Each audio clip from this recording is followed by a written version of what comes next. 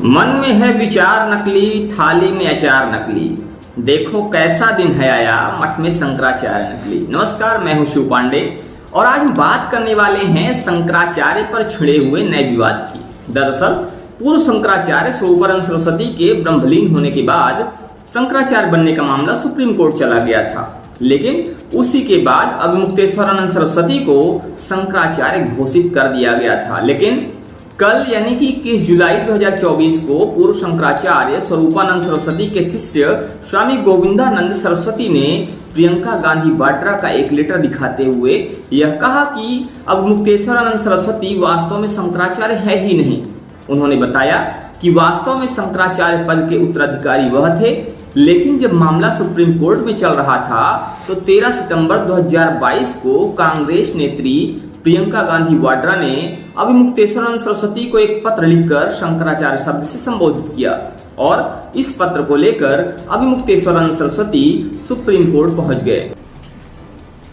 ज्योतिर्मठ को विषय को लेकर एक फर्जी बाबा, उसका नाम है अभिमुक्तेश्वरानंद, क्योंकि एक सन्यासी दिल्ली में बैठकर प्रेस क्लब में बैठकर आजकल सोशल मीडिया में वार्ताओं में जो चर्चा चल रही है, साक्षात प्रधानमंत्री साक्षात जाकर पाँव छूता है। अनिल अंबानी के जैसे बड़ा उद्योगपति के घर में उसका स्वागत होता है। ऐसा एक व्यक्ति को अभी सारी पूरा दुनिया कैसे पहचान रही है। लोग सोच रहे हैं कि मीडिया माध्यम से, टीवी माध्यम से देखते हैं, उसको एक टैग लगा रहे हैं शंकराचार्य करके। अभी व्यास पूर्णिमा दिन में यहाँ बैठकर दिल्ली में भारतवासियों को, संपूर्ण धार्मिक जगत को ये संदेश देना चाहता है कि अभिमुक्तेश्वरानंद फर्जी नंबर 1 व्यक्ति हैं।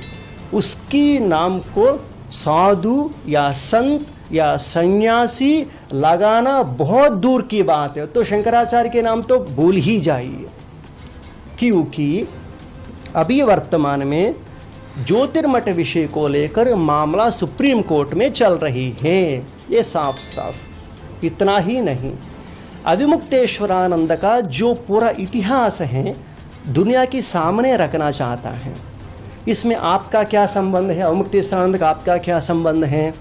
हाँ, ज्योतिष पीठ और द्वारका शारदा पीठाधीश्वर स्वामी स्वरूपानंद सरस्वती जी महाराज, नाम नहीं लेना चाहिए परंतु नाम लेना पड़ रहे हैं। लोगों को पता नहीं चल रहा कि शंकराचार्य कौन है। अभी गली गली में 50-60 शंकराचार्य घूम रही हैं। संपूर्ण भारत देश में 4 ही मठ हैं, 4 ही आचार्य हैं। मठाश्चत्वारः आचार्याश्चत्वारः। ये आपको कैसे पता है? ये आदिशंकर भगवत्पाद जी 2500 वर्ष के पहले आमनाई पीठ 4 स्थापित करते हुए एक नियमावली दिया था। उसका नाम है, एक शासन दिया था, एक लॉ दिया, उसका नाम है मठामनाई महानुशासनम। जैसे अभी देश कैसे चलता है, कानून के आधार पर चलता है ना, कानून में लॉ की अनुरूप देश चलता है। ऐसे ये 4 मठ एडमिनिस्ट्रेशन के लिए आदिशंकर भगवत्पाद जी ने मठामनाई महानुशासन लिखा। इसमें जो भी शंकराचार्य का नियुक्ति होता है मठामनाई महानुशासन के अनुरूप होना चाहिए। ये 4 मठों का सीमा क्या है, सन्यासी क्या है, ब्रह्मचारी कौन होता है, देवता कौन होता है, उसमें शंकराचार्य बनने के लिए योग्यता किस किस में कैसा योग्यता होना चाहिए।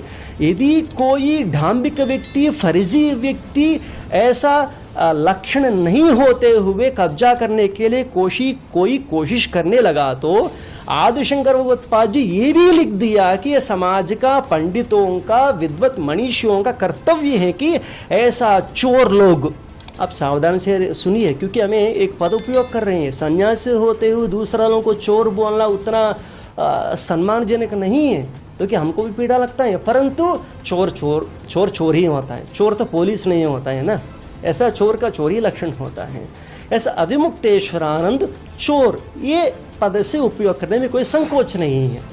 और पूरा देश सुनने वाले बात हैं, यदि हमारे ऊपर हमला कर दिया तो मेरे प्राण चलेगा तो कोई परवाह नहीं है, धर्म को खड़े करने वाले पूरा दुनिया सुन ले, कांग्रेस पार्टी वाले सुन ले, बीजेपी पार्टी वाले सुन ले, सारे मुख्यमंत्री लोग सुन ले, प्रधानमंत्री जी सुनिए, होम मिनिस्टर सुनिए, पुष्कर सिंह धामने सुनिए, उत्तर प्रदेश मुख्यमंत्री सुनिए, मध्य प्रदेश मुख्यमंत्री सुनिए, कौन अविमुक्तेश्वरानंद को सपोर्ट कर रही हैं।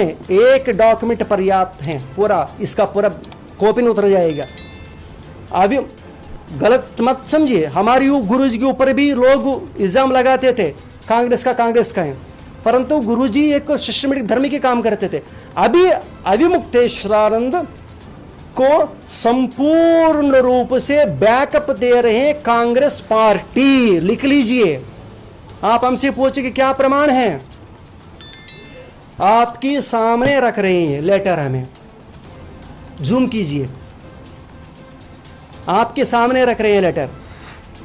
जब हमारा पूज्य गुरुदेव ब्रह्मलीन हो जाता है, ये लोग क्या करेंगे, पार्टी वाले लोगों को बोल लेते थे, आप ऐसे लेटर लिख लीजिए। पार्टी वाले क्या करेंगे, कौन, कांग्रेस पार्टी वाले लोग अविमुक्तेश्वरानंद को लेटर लिख लेता है। ये लेटर लेकर अविमुक्तेश्वरानंद क्या करेंगे, सुप्रीम कोर्ट पहुंच जाएंगे। किसका लेटर है मालूम है आपको, पढ़कर सुनाएंगे।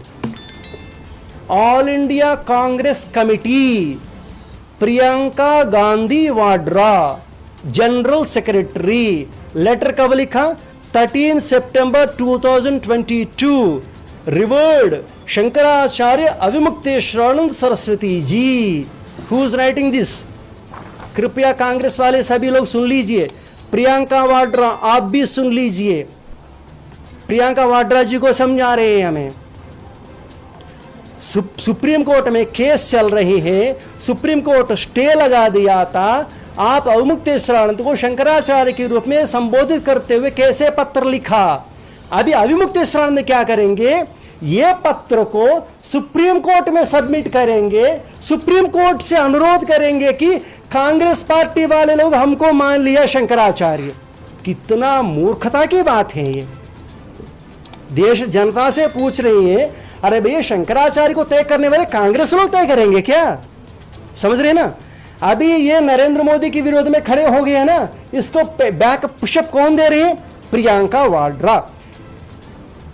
हिंदू धर्म के खिलाफ जब ये राहुल गांधी स्टेटमेंट देने लगा तो उसके साथ खड़े हो जाएंगे अविमुक्तेश्वरानंद। क्यों, ये कारण है, रिकॉर्ड के साथ पूछ रहे हैं ना। अविमुक्तेश्वरानंद क्या करेंगे, मैं शंकराचार्य हूं, बन गया हूं करके सुप्रीम कोर्ट में जाकर किसका लेटर रख रही है, Congress party, All India Congress letter pad के साथ हैं। प्रियंका वाड्रा दी गया लेटर को सुप्रीम कोर्ट में सबमिट कर रही है। कितना मूर्ख हैं लोग, समझ रहे हैं। पूरा कांग्रेस अविमुक्तेश्वरानंद को एक खिलौना बनाकर खेल खेल रही है। सावधान रह जाइए प्रधानमंत्री जी, अविमुक्तेश्वरानंद के पीछे बहुत लोग काम कर रहे हैं। हमारा पूज्य गुरुदेव के पास आ जाते थे बहुत लोग, परंतु कुछ लोग हमारे गुरुजी को कांग्रेसी करके बोलते रहे, ऐसा नहीं। हम जानते हैं पूरा इतिहास कहानी, हम जानते हैं। जब बीजेपी लोग आने लगा तो कांग्रेस लोग जानबूझकर घुस जाते थे हमारे गुरुजी के सामने, कांग्रेस वाले को बीजेपी लोग नहीं आते थे, समझ रहे ना। ये प्रियंका वाड्रा का लेटर है। अभी आपके माध्यम से प्रियंका वाड्रा को पूछ रहे हैं, या आप दुनिया के सामने आकर माफी मांगे ये पत्र लिखने के कारण, या सुप्रीम कोर्ट में कंटेम्प्ट फाइल कर लेते हैं आपके खिलाफ। इस तरह से अविमुक्तेश्वरानंद सरस्वती कांग्रेस की ओर से घोषित शंकराचार्य हैं और इसीलिए वह हर जगह कांग्रेस की वकालत करते हैं। उनके पीछे एक बहुत बड़ी लॉबी है और इस बात को मोदी और अन्य नेताओं को भी समझना चाहिए।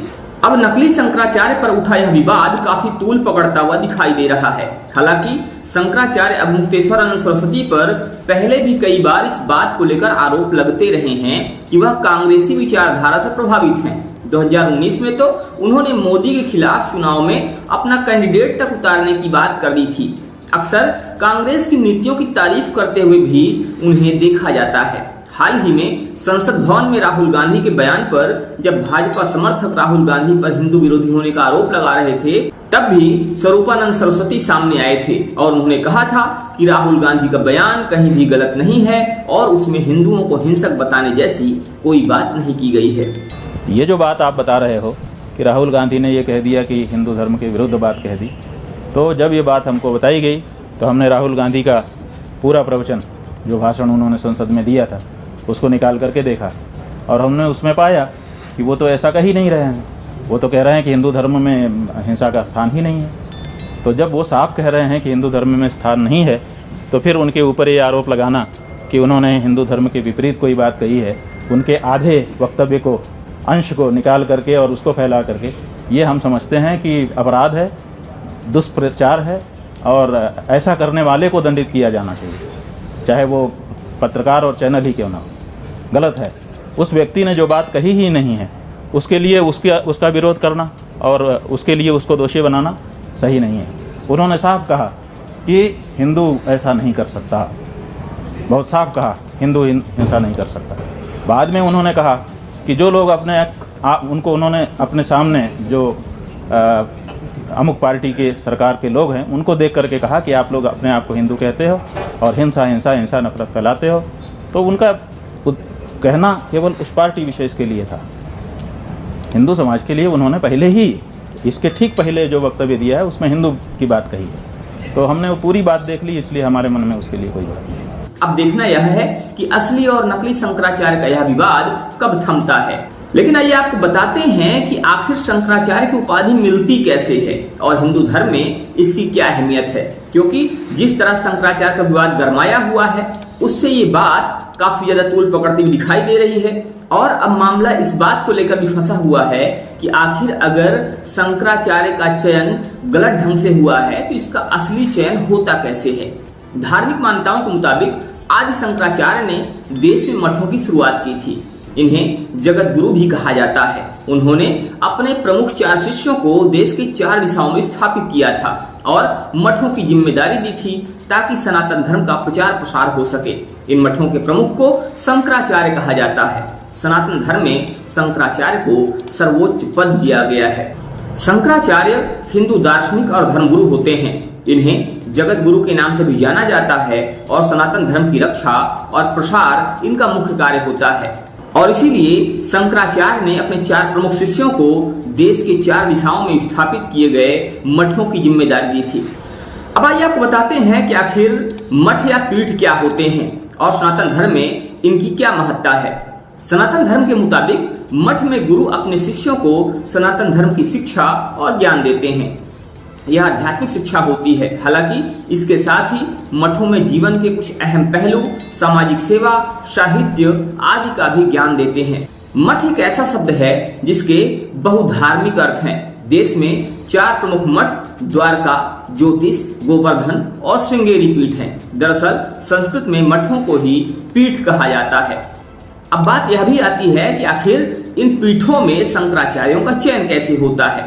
तो आइए आपको बताते हैं कि शंकराचार्य कैसे चयनित होते हैं। शंकराचार्य के पद पर बैठने वाले व्यक्ति को त्यागी, दंडी, सन्यासी, संस्कृत, चतुर्वेद, वेदांत, ब्राह्मण, ब्रह्मचारी और पुराणों का ज्ञान होना बेहद जरूरी है। इसके साथ ही उन्हें अपने गृहस्थ जीवन, मुंडन, पिंडदान और रुद्राक्ष धारण करना काफी अहम माना जाता है।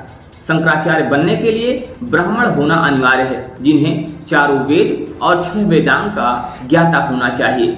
जिन्हें शंकराचार्य बनाया जाता है उन्हें अखाड़ों के प्रमुखों, आचार्य महामंडलेश्वरों, प्रतिष्ठित संतों की सभा की सहमति के साथ और काशी विद्वत परिषद की स्वीकृति की मुहर भी चाहिए होती है। इसके बाद ही शंकराचार्य की पदवी मिलती है।